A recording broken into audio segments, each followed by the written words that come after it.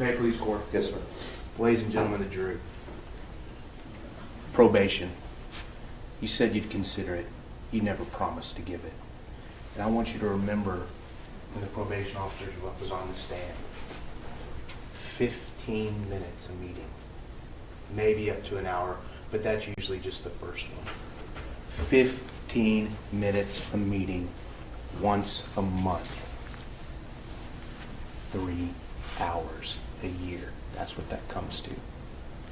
That's what that comes to. When you say probation, if you're considering probation for him, what you're saying is what happened that night, what happened in the early morning hours of October 12th, is only worth 3 hours a year for that man.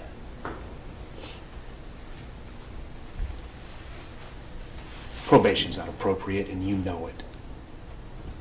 So let's talk about what is appropriate. Let's talk about what the defense attorney said. He's punished himself enough already. You can consider what he told you from this witness stand. When he took the stand a week ago today, that morning, did that seem like a man who had punished himself? Or a man that had given himself an excuse for his conduct? And the defense attorney told you this is an isolated incident. You know why it's an isolated incident? Because other officers don't act this way. Other officers don't make the same decisions that he made. That's why this is an isolated incident. It's because of him. It's because of who he is. He had a good family. He had a good education. He had a good support system. So why is he here? He's here because of who he is. I want you to watch that body cam video again. I want you to look at every decision that he made that night. I want you to look at every time he had the opportunity to save Tatiana's life, he made the wrong decision. And then I want you to look at that in the context of what Dr. Clayton said last week. Because it should all be clicking in your head now. That's who he really is. He's manipulative. The overconfidence, the narcissism. Ideas of grandiosity, that he can do anything. He flaunts the rules. He runs in, just like I told you. Now when you hear that, the hard charger, the gung-ho, that's who he is. Because those are the decisions he made that night. It didn't just that split second when he pulled the trigger. Every step he made towards that backyard was who he is. And his personality traits and what he can't change. So that's why we're here. It's because of him is why you're sitting in these chairs. You're judging him for what he did. You're holding him accountable for the choices he made. And now, you do have to ask yourself, what is Tatiana's life worth? What are you going to tell her family when this is over? Tatiana, she'll never be married. She'll never have a family. She'll never get to be a doctor. She'll never grow old. Her mother lived longer than her. Mom living longer than a child. At 28 years old, she died. And this wasn't some tragic accident. He's the one that set everything in motion. Her sisters, her brother, Zayd and Zion, they'll never hug her again. You saw the defendant's sister touch her hand as she left the stand. That close human contact of support. A touch that anyone of her family would give anything for, to have one more opportunity to experience. But they can't. Not because of anything that they've done, not because of anything that Tatiana done, but solely because of the decisions that he made on October 12, 2019. And that's why he's sitting in that seat. And that's why you're making this decision. So what is her life worth? What are you going to say to them? What are you going to say to this community? She was in her home. I've said this before, but that's because it's so important. Where else? Where else should you feel safe? Not in your own home. She didn't ask for this. Her family didn't ask for this. It was him. So what is her life worth?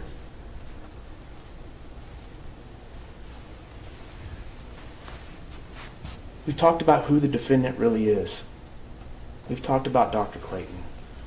And we've talked about Tatiana. This person. The defense. All they want to talk about is the defendant. This is the person that lost her life. This is the family that lost a loved one. This is two nephews who lost an aunt.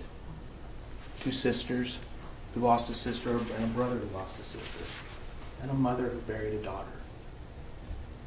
A woman who went to college. She wanted to be a doctor. She wanted to contribute to society.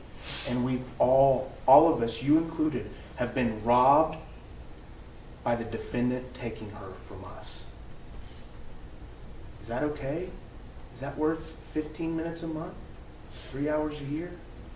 Is that really what you're going to tell this family? That that's what this is worth? 15 minutes a month? It's not. And you know it's not appropriate. The defense attorney said a tragedy that'll never be changed.